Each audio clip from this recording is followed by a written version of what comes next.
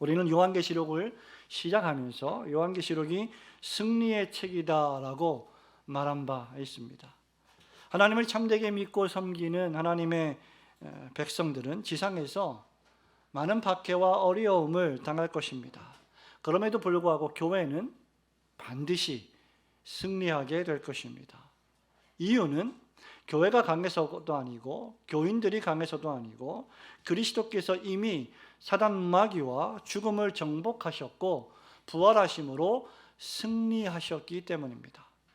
그렇게 요한계시록은 예수 그리스도의 승리이자 예수 그리스도를 따르는 교회와 성도의 승리에 관한 책입니다. 우리가 여러분 어떤 요한계시록의 본문 말씀을 펼쳐 읽고 또 어떤 설교를 듣든지 늘 이 사실을 기억해야 합니다.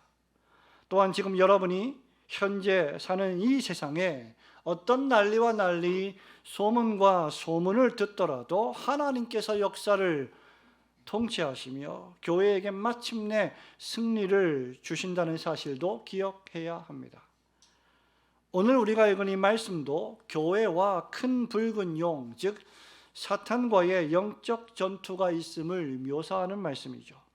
이 용은 그 색깔이 붉고 머리가 7에 뿔이 10이나 달린 기괴한 형상을 가지고 있으며 잔뜩 화가 나 있습니다.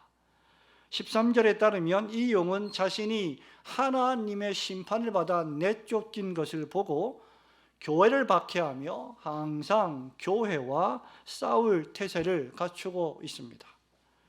하지만 앞으로 계시록에서 계속 반복하여 등장하게 될 이 용은 하늘에서 쫓겨난 자이며 이미 패배한 자이며 불과 유황못에 던져져 마침내 종말에 영원한 괴로움을 밤낮 받게 될 존재입니다. 요한계시록 20장 10절이 그것을 웅변적으로 선포하고 있습니다. 그럼에도 불구하고 이 용이 지상에 있을 동안에는 이 큰 붉은 용이 여러 가지 능력을 동원하여 교회를 핍박하고 성도들을 유혹하고 박해하며 잔멸하려 할 것입니다. 그러나 하나님은 그런 사탄의 세력으로부터 교회를 보호하시고 지키십니다. 따라서 요한계시록 12장은 요한계시록 1장부터 11장에서 계속해서 발전하고 고조되어 온 교회와 마귀, 사탄 사이의 영적 전쟁을 더욱 심화시킵니다. 1장부터 11장까지는 사단과 교회의 전쟁이 암시되어 있지만 이제 요한계시록 절반을 넘어가는 12장에서부터는 큰 붉은 용이라고 불리는 사단 마귀가 세상의 모든 악과 죄의 원천이라는 사실이 아예 노골적으로 등장하기 시작합니다. 오늘 이 아침에 해를 옷 입은 여자와 큰 붉은 용의 전투를 조금 더 깊이 다루면서 우리가 하나님을 믿는 신자로서 이 종말에 어떻게 영적 싸움에 임해야 하는지를 생각해 보기 원합니다. 첫 번째로 우선 해를 옷 입은 이 여자는 메시아가 오실 것을 예언했던 구약의 교회와 그 메시아로 인하여 세워진 신약의 교회들을 상징하고 있습니다. 1절과 2절 말씀을 한 번 더 낭독해 봅니다. 하늘의 큰 시작. 하늘에 큰 이적이 보이니 해를 옷 입은 한 여자가 있는데 그 발 아래는 달이 있고 그 머리에는 12별의 관을 썼더라. 이 여자가 아이를 베어 해산하게 되니 아파서 애를 쓰며 부르짖더라. 아멘. 이제 우리는 요한계시록 절반을 마쳤습니다. 그리고 이제 나머지 절반은 12장을 시작하고 있습니다. 12장을 시작하면서 사도 요한은 또 다른 이적을 보고 있습니다. 이것은 물론 하나님께서 보여주신 이적입니다. 그 이적의 첫 번째 모습이 바로 해로 옷을 입은, 해를 옷 입은 여자에 관한 이적입니다. 이 여자의 외적인 모습이 어떠했습니까? 이 여자는 그 발 아래에 달을 두고 있으며 해로 옷을 입었고 머리에는 12별의 관을 썼다라고 했습니다. 우리가 듣기만 해도 이 여자의 모습은 영광스럽고 찬란하기 그지없습니다. 어떤 여자가 해로 옷을 입겠습니까? 어떤 여자가 옷을 입는다 해도 그 옷이 해같이 빛나겠습니까? 그런데 이 여자는 해로 옷을 입었습니다. 그리고 어떤 여자가 또 달을 그 발 아래에 두고 있겠습니까? 어떤 여자가 12별의 왕관을 머리에 쓰고 있겠습니까? 그저 이 본문에 등장하는 여자가 한 명의 여자라고 보기에는 어려울 정도로 무엇인가를 상징하고 대표하고 있는 매우 천상적이고 영광스러운 모습을 나타내고 있습니다. 2절에 보면 이 여자가 아이를 베어서 해산하게 되어 아파서 애를 쓰며 부르짖고 있다고 했습니다. 여자가 임신하여 아이를 가지고 그 아이를 뱃속에서 10달 동안 키우다가 이제 세상에 태어나게 할 때 당하는 임산부의 고통을 묘사합니다. 5절에 보면 이 여자가 아들을 낳는데 이 낳은 아들이 장차 철창으로 만국을 다스릴 남자라고 했습니다. 그리고 이 아이를 하나님 앞과 그 보좌 앞으로 올려가더라고 기록하고 있습니다. 이 말씀은 메시아 시편인 시편 2편 7절, 8절, 9절의 인용구입니다. 그렇다면 이 말씀은 이 여자가 낳으려고 하는 아들이 의심의 여지 없이 하나님의 아들이신 메시아 예수 그리스도이심을 우리는 쉽게 알 수 있습니다. 사도 요한은 5절에 보면 이 남자가 성육신하시고 곧바로 하늘로 들려 올라가더라라고 기록하면서 하늘로 올라가심을 목격하고 있습니다. 그렇다면 이 아들을 낳는 여자는 과연 누구일까? 로마 가톨릭 교회는 전통적으로 이 여자를 예수님의 육신의 어머니인 마리아라고 해석해 왔습니다. 그러나 성경 어디에도 사도 요한의 이 요한계시록 본문의 말씀을 예수님의 육신적 어머니인 마리아로 해석한 곳은 단 한 곳도 없습니다. 또 마리아의 일생을 살펴보면 6절 말씀처럼 3년 6개월 동안 즉 1260일을 마리아는 광야에 거한 적이 없습니다. 또한 17절에 보면 그 여자의 남은 자손을 예수의 증거를 가진 자들이라고 했는데 이는 마리아에게 도무지 적용되지 않는 말씀입니다. 여러분이 창세기 37장 9절에 보면 요셉이 꿈을 꾸었는데 그 꿈 때문에 11명의 형들로부터 고통을 당합니다. 그 꿈이 무엇이었습니까? 해와 달과 11별이 내게 절하더이다 라는 것이었죠. 말하자면 해와 달과 별을 포함한 즉 요셉을 포함한 12별은 아브라함과 이삭과 야곱과 요셉을 포함한 구약의 12지파를 대표하는 상징적인 표현입니다.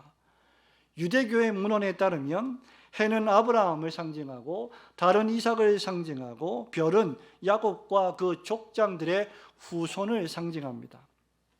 또한 구약성경 여러 곳에서 우리가 일일이 다 인용하여 이 아침에 말씀드릴 수 없습니다마는 예루살렘을 밝은 달로 비유했습니다. 이스라엘 나라를 밝은 빛, 이방에 비추이는 빛이라고 묘사했습니다. 또한 12별은 여러분 잘 아시는 대로 이스라엘의 12지파를 가리킵니다. 또 한 여자의 머리에 있는 12별의 관은 구약과 신약의 모든 하나님의 백성들이 그리스도께서 통치하시는 왕권에 참여하게 됨을 상징합니다. 계시록 2장 10절에 따르면 여러분 잘 아시는 유명한 말씀이 나옵니다. 내가 죽도록 충성하라. 그리하면 내가 생명의 관을 내게 주리라. 3장 11절에서도 내가 속히 오리니 네가 가진 것을 굳게 잡아 아무도 너의 면류관을 빼앗지 못하게 하라고 했습니다. 4장 4절에는 24장로들이 흰옷을 입고 머리에 금관을 쓰고 앉아 있다고 했습니다. 그렇다면 이 여자는 바로 구약과 신약 시대의 모든 하나님의 택하신 백성들로서의 교회를 상징합니다. 구약의 교회와 참된 선지자들은 하나님의 아들이신 메시아 구세주 예수 그리스도께서 탄생하실 것을 하나님으로부터 말씀을 받아 예언했습니다. 이 일로 인하여 많은 핍박과 고난을 당했습니다. 선지자 이사야는 이사야 26장 17절에서 이렇게 말합니다. 여호와여, 잉태한 여인이 산기가 임박하여 산고를 겪으며 부르짖음같이 우리가 주 앞에서 그와 같으니이다. 하나님으로부터 받은 말씀을 그대로 대언하며 예언하여 예수 그리스도께서 오실 것이니 회개하고 그분을 맞을 준비를 하라 하는 말씀을 전하는데, 마치 산기가 임박하여 산고를 겪으며 부르짖는 자 같이 우리가 그런 고난을 당하고 있다라는 말씀입니다. 신약의 교회와 성도들 역시 오신 메시아를 믿고 경배하며 섬기고 증언하는 일로 많은 박해를 받았습니다. 여러분이 이미 오래전에 들었던 요한계시록 2장과 3장에 기록된 소아시아 7교회의 성도들이 바로 그러했습니다. 네로 황제의 핍박을 정면으로 받으면서 네로를 황제로 섬기지 않고 하나님을, 주 예수 그리스도를 유일한 왕으로 모신 대가는 그들의 피요 그들의 생명이었습니다. 교회는 예수에 대한 증거로 광야에 내몰렸고 핍박을 당했습니다. 계시록 20장 4절에 보면 이 교회가 그럼에도 불구하고 그리스도와 함께 1000년 동안 왕노릇하는데 그 가운데 누가 있냐라고 할 때 예수를 증언함과 하나님의 말씀 때문에 목배임을 당하는 자들의 영혼들이 있다고 했습니다. 비록 교회와 성도들이 하나님의 말씀을 전하고 하나님을 증언하는 일로 목배임을 당하고 고난을 당하지만 그 일 자체로 이 교회와 성도들은 하나님과 함께 1000년 동안 왕노릇하고 있다는 것입니다. 비록 교회가 이 세상에서 초라해 보이고 또는 미움을 당하고 박해를 받는다 할지라도 하나님이 보실 때 교회는 눈부신 해를 옷 입은 아름다운 하나님의 백성들입니다. 교회는 그리스도 예수를 잉태하고 해산하며 그리스도 예수를 메시아로 증언합니다. 교회는 영적으로 그리스도의 오심을 말씀으로 예언하는 기관입니다. 그런 교회를 죄와 악으로 물든 그리스도를 왕으로 모시며 살기를 도무지 원하지 않는 이 세상은 핍박하고 미워할 것입니다. 이제 오늘날의 교회는 그리스도의 다시 오심, 즉 그리스도께서 재림하신다는 이 사실을 증언하며 소망하며 하루하루 살아가고 있습니다.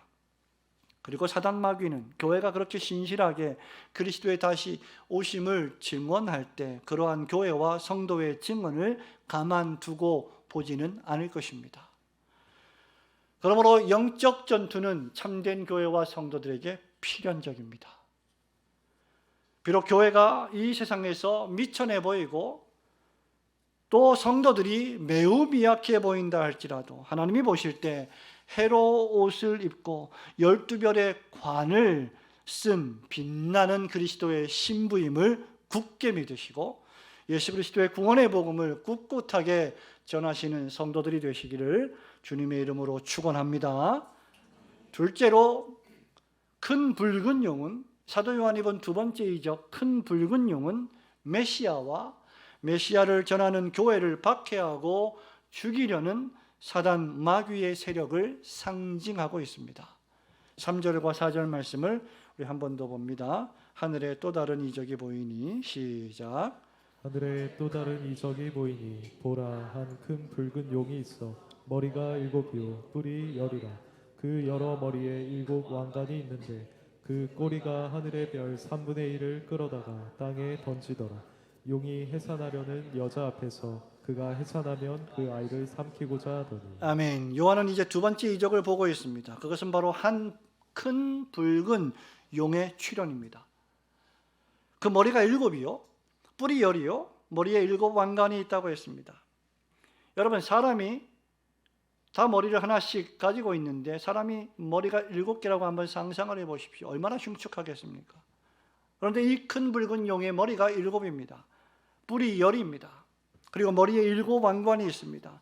꼬리가 있는데 하늘의 별 3분의 1을 끌어다가 땅에 던질 정도로 강력한 꼬리를 가지고 있습니다. 그리고 해산하려는 여자 앞에서 그 아이가 나오자마자 삼켜 죽이고자 한다고 했습니다. 저와 여러분이 성경을 매일 읽고 자주 읽고 많이 읽는 성경에 충실한 독자라면 이 말씀이 무엇을 의미하는지 우리는 잘 이해할 수 있을 것입니다. 교회가 하나님의 영광스러운 사랑을 받아 해같이 빛나면 빛날수록 사단 마귀는 그러한 그리스도의 신부된 교회를 핍박하고 박해할 것입니다. 교회가 하나님께서 섭리하시는 구속 역사의 기관이요 통로이기 때문에, 교회가 없이는 하나님의 말씀이 선포되지 않기 때문에, 교회 밖에서는 참된 구원의 일반적인 통상적인 가능성이 없기 때문에 사단 마귀는 구약교회를 통하여 오시기로 예언된 메시아를 삼키려고 시도 때도 없이 수없이 공격해 왔습니다. 그 공격의 주인공이 바로 큰 붉은 용입니다. 구약과 신약 시대의 용은 애굽 제국과 로마 제국을 상징했을 것입니다. 시인은 시편 74편에서 이렇게 노래합니다. 13절 14절입니다. 주께서 주의 능력으로 바다를 나누시고 물 가운데 용들의 머리를 깨뜨리셨으며 리워야단의 머리를 부수시고 그것을 사막에 있는 자에게 음식물로 주셨으며. 여러분, 바로 애굽 제국과 바로의 군병들을 홍해 바다에서 심판하셨음을 의미하는 말씀입니다. 이 경우 큰 붉은 용은 애굽 제국의 바로 왕이나 로마 제국의 황제를 가리킬 것입니다. 그러나 계시록에서 이 큰 붉은 용은 더욱 확장됩니다. 9절에 보면 사도 요한은 이 큰 붉은 용을 가리켜 아예 마귀와 사탄이라고 지칭합니다. 여러분, 9절 말씀을 함께 읽겠습니다. 9절입니다. 큰 용이 시작. 큰 용이 내쫓기니 옛뱀 곧 마귀라고도 하고 사탄이라고도 하며 온 천하를 꿰는 자라.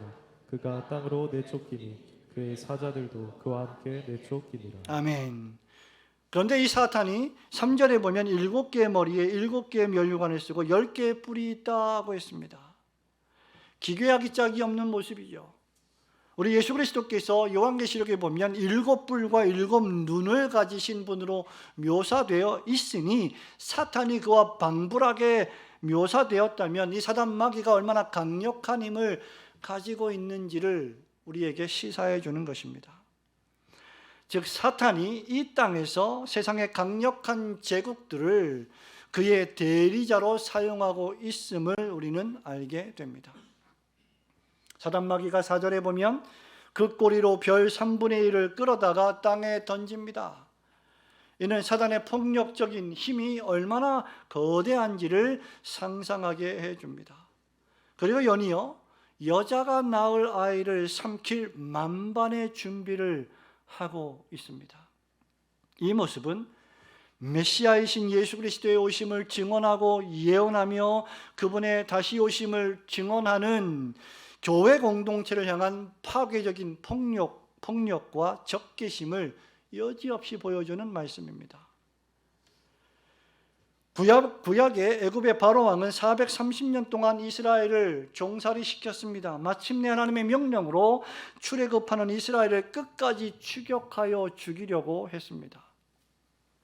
북이스라엘과 남유다에 많은 왕들이 있었지만 대부분 악한 왕들이었고, 악한 왕들은 메시아를 맞이할 준비를 하라, 참된 왕을 맞이할 준비를 하라는 선지자들의 예언의 말씀을 무시하고 그들을 위협하고 죽였습니다.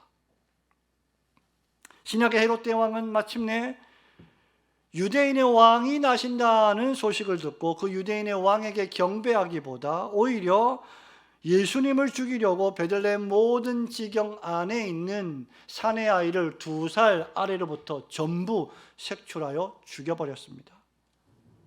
이 일로 라마에서 슬피 우는 통곡하는 소리가 끊이지 않았다라고 했습니다. 마침내 사단 마귀는 가룟 유다를 충동질하고 본디오 빌라도를 선동하여 죄 없으신 그리스도를 십자가에 못 박아 죽였습니다. 아리마대 사람 요셉이 빌라도의 허락을 받아 로마의 군병들이 지켜보는 가운데 예수의 시신을 돌무덤에 장사 지냈습니다. 그러나 그리스도께서는, 하나님의 아들이신 예수 그리스도께서는 무덤 가운데 머무르실 수 없으셨고 죽으신 지 사흘 만에 다시 죽음 가운데서 살아나셨습니다. 사탄 마귀는 예수님을 죽임으로 말미암아 승리했다고 생각했지만 도리어 예수의 부활하심으로 그는 큰 패배와 절망에 빠졌습니다. 이제 마귀는 그리스도께서 부활하신 것이 아니다, 예수의 제자들이 시신을 훔쳐간 것이다 라고 하는 거짓말을 퍼뜨리고 제자들로 하여금 부활의 복음을 전하지 못하게 당국자들을 동원하여 공격했습니다. 신약의 수많은 사도들과 예수님의 제자들이 예수 그리스도와 그분의 십자가 부활의 복음을 설교하고 증언한다는 이유로 핍박을 당하고 순교를 당했습니다. 메시아이신 예수 그리스도의 나심을 저지하지 못한 사탄 마귀는 이제 메시아를 낳은 교회를 핍박합니다. 17절에 따르면 그 여자의 남은 자손을 죽이려 할 것입니다. 그 여자의 남은 자손은 하나님의 계명을 지키며 예수의 증거를 가진 자들로서 그리스도의 교회를 가리킵니다. 사도 요한 자신이 바로 이 그리스도의 복음을 증거하다가 핍박을 받아 밤모섬에 유배당했습니다. 스데반이 이 예수의 복음을 증언하다가 돌에 맞아 순교했습니다. 오늘도 수많은 그리스도인들이 우리가 이렇게 평안하게 예배를 드리고 있는 순간에도 그리스도의 복음 때문에, 예수를 믿는다는 그 믿음 때문에 수많은 고난을 당하며 신체의 위협을 당하며 죽임을 당합니다. 11절에 따르면 이 증언을 위하여 그들은 죽기까지 자기 생명을 아끼지 않았다고 했습니다. 마귀가 가장 싫어하는 것이 바로 예수의 이 증언입니다. 바울은 갈라디아서 6장 17절에서 이것이야말로 자기 몸에 있는 흔적이다 라고 고백한 바 있습니다. 이후로는 아무도 나를 괴롭게 하지 말라, 내가 예수의 흔적을 가졌노라. 그 예수의 흔적이 무엇입니까? 예수 그리스도께서 구세주이시오 우리의 죄를 위하여 오셔서 고난받으시고 십자가에 피 흘려 돌아가시고 그분이 죽었다가 사흘 만에 부활하시고 그분이 하나님 보좌 우편에서 우리를 위하여 기도하시고 우리를 위해 다시 오실 것이라고 하는 이 구원의 복음을 증언하다가 당하는 수많은 고난, 그것이 자기 몸에 예수의 흔적이라고 했습니다. 성도 여러분, 만일 여러분들에게 이러한 예수 때문에 당한 고난의 증거가 있다면 여러분 역시 사단 마귀의 공격의 대상이 될 것입니다. 그러나 만약에 여러분에게 예수의 증거가 없다면 그저 습관적으로 종교적으로 예배당을 왔다 갔다 하는 이름뿐인 교인이라면 사단의 공격 따위는 여러분에게 없을 것입니다. 왜냐하면 그리스도 안에서 경건하게 사려는 자는 박해를 받게 되어 있기 때문입니다. 주의를 지키고 예배를 목숨보다 소중하게 여기며 하나님의 영광이 자신의 이름보다 더 높아지기를 원하는 자들은 주일뿐만 아니라 모든 일상의 삶에서 그리스도를 높이려 하기 때문에 그리스도를 높이지 않고 자기 자신을 높이려는 이 세상으로부터 고난을 당하게 될 것입니다. 성도 여러분, 성도들이 사단 마귀의 공격 대상이 되는 이유는 그들이 가진 예수의 증거 때문입니다. 우리에게 예수 그리스도의 십자가 보혈과 그분의 말씀이 있기 때문에 우리가 공격을 당하는 것입니다. 그러나 안심하십시오. 하나님께서는 그런 공격으로부터 여자와 여자의 남은 후손들을 지키십니다. 여러분의 영혼에 십자가 보혈이 흐르고 그리스도의 말씀이 있다면 하나님께서는 여러분을 지키실 것입니다. 온 세상이 예수의 증거를 가진 교회와 성도를 핍박하고 공격한다는 사실을 깨닫고 종말이 가까울수록 더욱 하나님의 전신갑주를 취하여 이 영적 싸움에 임하시는 성도들이 되시기를 주님의 이름으로 축원합니다. 마지막으로 하나님께서는 교회를 광야로 인도하사 큰 붉은 용의 핍박으로부터 보호하시고 영적 전투를 준비시키십니다. 5절과 6절 말씀을 읽겠습니다. 여자가 아들을 낳으니 시작. 여자가 아들을 낳으니 이는 장차 철장으로 만국을 다스릴 남자라. 그 아이를 하나님 앞과 그 보좌 앞으로 올려가더라. 그 여자가 광야로 도망하며 거기서 1260일 동안 그를 양육하기 위하여 하나님께서 예비하신 곳이 있더라. 여러분이 5절 말씀을 주의 깊게 읽는 독자라면 메시아이신 예수 그리스도의 삶이 매우 간단하게 기록되어 있음을 깨닫게 될 것입니다. 어떤 경우에는 여러분 성경이 정말 어마어마한 구원의 진리를 단 한 구절로 요약하는 경우가 있습니다. 바로 5절 말씀이 그러합니다. 여자가 아들을 낳으니 이는 장차 철창으로 만국을 다스릴 남자라. 그 아이를 하나님 앞과 그 보좌 앞으로 올려가더라. 여자가 아들을 낳으니 그 아이를 올려가더라. 예수 그리스도의 성육신과 부활만 기록되어 있음을 깨닫게 됩니다. 사탄이 비록 메시아를 삼키려 만반의 준비를 했지만 메시아는 예언의 말씀대로 오셨고 때가 참에 그 아들을 여자에게서 나게 하셨고 그로 말미암아 선지자들의 예언이 참된 것임을 증거하셨습니다.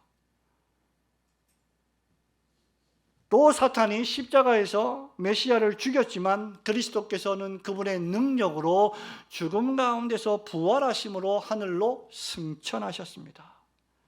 메시아이신 예수 그리스도의 지상생애의 모든 사역들이 다 생략되고 예수님의 탄생하심과 예수님의 부활 승천하심만이 기록되어 있는 이유는 사단의 모든 방해에도 불구하고 하나님의 놀라운 구원의 계획이 온전히 완전히 성취되고 있음을 우리에게 교훈하기 위함입니다.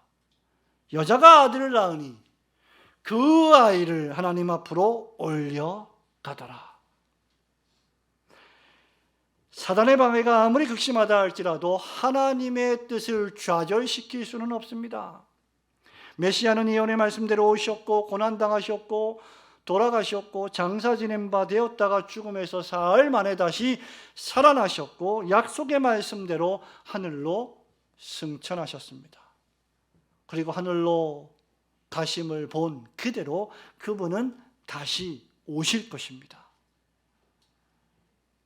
마치 하나님께서 로마서 8장 28절 말씀처럼 부르신 이들을 의롭다 하시고 의롭다 하신 이들을 영화롭게 하셨느니라고 하는 말씀과도 같습니다.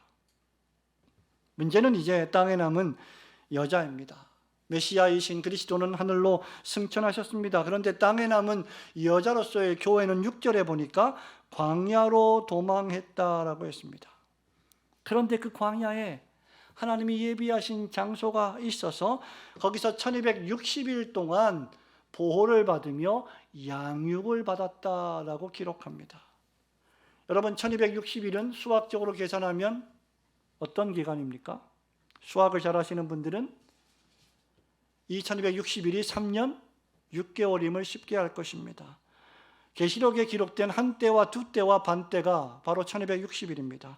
지난주의 말씀을 여러분이 기억하신다면 두 증인이 복음을 전하는 시간이 1260일이었습니다.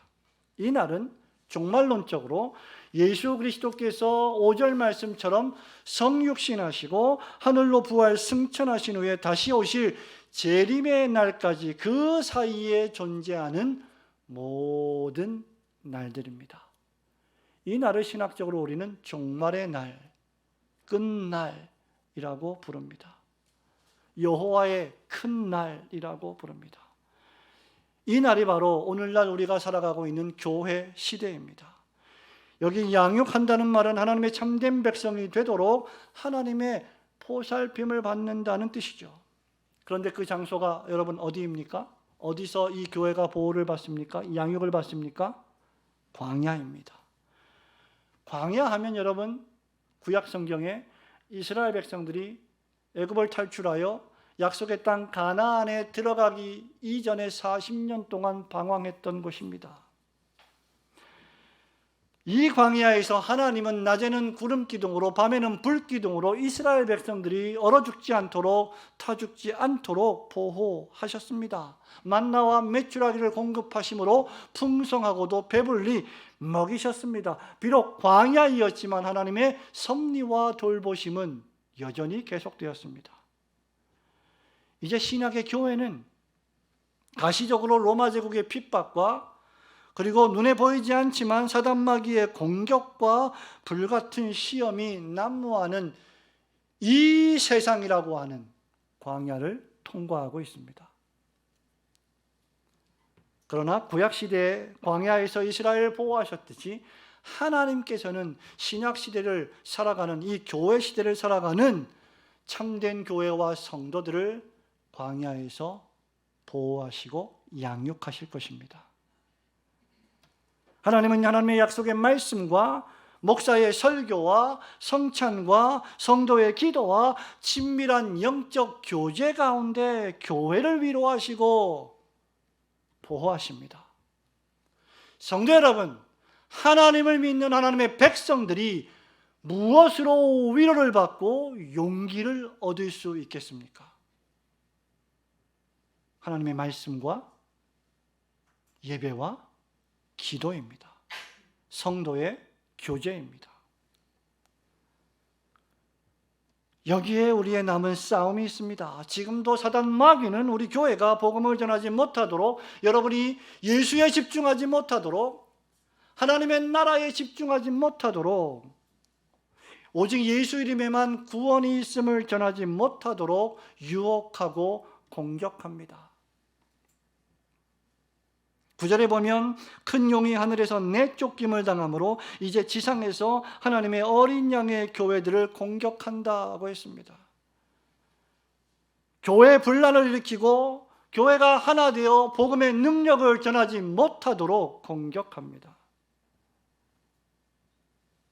그러나 하나님은 광야 같은 이 세상에 참된 교회들을 두셔서 그 교회의 말씀을 주시고 영적 음식인 성찬을 주시고 기도와 교제와 같은 은혜를 베풀어 주셔서 교회를 양육하시고 위로하시고 용기를 주시고 보호하십니다. 이렇게 1260일 동안 말씀을 잘 배우고 온 세상에 복음을 전하며 예수 그리스도를 증거하는 삶을 살아가는 지상에 전투하는 교회는 마침내 천상에 승리하는 교회가 될 것입니다. 계시록 21장은 하늘에서 내려오는 새 예루살렘과 새 하늘과 새 땅을 묘사합니다. 새 예루살렘은 크고 높은 성곽이 있고 12문이 있으며 12천사가 있고 그 문들 위에 이름을 썼는데 이스라엘 자손 12지파의 이름들이다 라고 기록했습니다.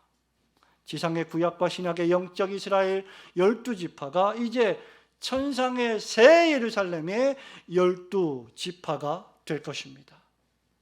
그때까지, 즉 주님의 재림하시는 날이 올 때까지는 광야에서 우리의 싸움을 싸워야 합니다. 지금 우리가 서 있는 곳은 광야입니다. 광야 시대를 통과하면서 우리에게 가장 필요한 것은 바로 주님의 놀라운 은혜입니다. 히즈윌의 광야를 지나며라는 찬송이 있습니다. 그 가사처럼 주님 손 놓고는 단 하루도 살 수 없는 곳 광야에 우리가 서 있습니다. 광야는 주님께서 우리를 더 정결하게 하시고 우리를 더 주님의 백성에 합당하게 성장시키기 위하여 우리를 보내신 곳입니다. 성령께서 우리의 영을 다시 태어나게 하시려고 택하여 보내신 것이고 우리의 자아가 깨지고 오직 우리를 통하여 주님 뜻만 이루어지기를 원하는 곳이 광야입니다. 하나님께서 이스라엘 백성을 광야에서 40년 동안 방황하게 하신 이유는 이 광야에서 너희들이 나를 섬기나 섬기지 아니하나 내가 시험하여 보려 했다라고 말씀하셨습니다. 여러분, 광야에서 순종하지 않으면 하나님 나라에서 순종할 수 없습니다. 광야에서 은혜를 받지 않으면 하나님 나라에서 은혜를 누릴 수 없습니다. 죄를 회개하고 예수님을 구세주로 영접하고 믿으면 우리의 영혼에서 곧바로 천국이 시작돼서 우리 영혼이, 우리 마음이 기쁨으로 충만하지만 그렇다고 해서 우리가 즉시 천국에 들어가지는 않습니다. 구원받은 이후에 우리는 즉시 광야로 진입합니다. 시어머니가 며느리와 불화하고 가족이 불화하고 세상에서 불화하는 싸움을 겪게 됩니다. 이 광야에서 하나님을 순종하는지 아닌지, 이 광야에서 주님만 높아지기를 원하시는지 아니면 내가 높아지기를 원하는지 훈련을 받게 될 것입니다. 그것이 우리의 싸움입니다. 이 광야에서 썩어질 육체의 양식을 위하여 살아가고 있는지 아니면 영원한 생명의 양식을 위하여 우리의 인생을 바치며 살아가는지를 우리는 훈련받게 될 것입니다. 이 일을 위하여 지상에 하나님은 교회를 주셨고 목사와 교사를 주셨습니다. 성찬을 주셨습니다. 권징을 주셨습니다. 그러므로 여러분, 이 영적 싸움을 피하지 마십시오. 하나님께서 우리를 광야의 교회로 인도하셔서 우리를 하나님의 백성으로 양육하신다는 사실을 굳게 믿으시고 이 교회를 귀중히 여기며 이 교회에서 하나님의 백성으로 훈련받고 성장하는 성도들이 되시기를 주님의 이름으로 축원합니다. 사랑하는 우리 성도 여러분, 말씀을 맺습니다. 종말이 가까울수록 교회를 박해하고 참된 하나님의 성도들을 유혹하려는 사단마귀의 공격은 더욱 교묘해지고 강렬해질 것입니다. 하지만 사단마귀는 그들 마음대로 할 수 있는 존재가 결코 아닙니다. 마귀는 오직 하나님이 허락하신 기간인 1260일 동안만 교회를 박해할 수 있습니다. 마귀는 이미 그리스도 예수께서 죽으신 이후에 3일 만에 부활하심으로 패배했습니다. 그리스도께서 부활하셨기에 마귀는 더욱 분노하여 교회와 성도들을 공격할 것입니다. 여러분의 삶에 어려움이 덮치고 질병이 오고 관계가 어그러지고 고난이 온다는 사실을 이상한 것 당하는 것처럼 이상하게 여기지 말라고 베드로가 이미 경고한 바 있습니다. 바울이 에베소 교인들에게 이런 마귀의 공격이 종말에 있을 것임을, 그리고 성도들이 이 공격에 맞서 싸워야 할 것을 에베소서 6장 12절에서 이렇게 일러주었습니다. 우리의 씨름은, 우리의 싸움은, 우리의 전투는 혈과 육을 상대하는 것이 아니요 통치자들과 권세들과 이 어두움의 세상 주관자들과 하늘에 있는 악의 영들을 상대합니다. 그렇기에 그리스도인들은 사단마귀의 맹렬한 공격이 있다 하더라도 인내하며 싸우셔야 합니다. 왜냐하면 그리스도께서 이미 이 싸움을 이기셨기 때문입니다. 여러분, 이긴 싸움을 싸우는 것이 얼마나 쉽습니까? 이긴 싸움을 싸우는 것이 얼마나 우리에게 소망을 줍니까? 신자의 싸움은 그리스도께서 승리하신 그 싸움을 계속 믿음 안에서 유지시키는 싸움입니다. 예수님은 십자가를 지시기 전에 제자들에게 이렇게 말씀하셨습니다. 요한복음 16장 33절에 이것을 너희에게 이른 것은 너희로 내 안에서 평안을 누리게 하려 함이라. 세상에서는 너희가 환난을 당하나 담대하라. 내가 세상을 이기었노라. 내가 세상을 이기었노라. 이제 우리 예수님은 그 승리를 선포하시고 완성하시기 위하여 마지막 날에 다시 오실 것입니다. 이것을 믿는 것이 진짜 신자요, 이것을 설교하는 것이 참된 교회입니다. 그때까지 교회와 성도는 주님이 이루어 놓으신 승리를 굳게 붙잡고 나아가야 합니다. 주님 다시 오실 때까지 베드로처럼 주는 그리스도시요 살아계신 하나님의 아들이십니다 라는 우리의 고백을 끝까지 붙들어야 합니다. 주님 다시 오실 때까지 바울처럼 그리스도의 복음을 설교하고 고난을 기꺼이 받아야 합니다. 하찮은 일, 사소한 일에 목숨을 걸지 않고 주님 다시 오실 때까지 오직 하나님의 나라와 그분의 의를 구하며 교회를 위하여 봉사해야 할 것입니다. 주님 다시 오실 때까지 여러분들의 믿음과 충성을 오직 우리의 의의 태양이신 그리스도께만 드리며 살아가시기를 주님의 이름으로 축원합니다. 아멘.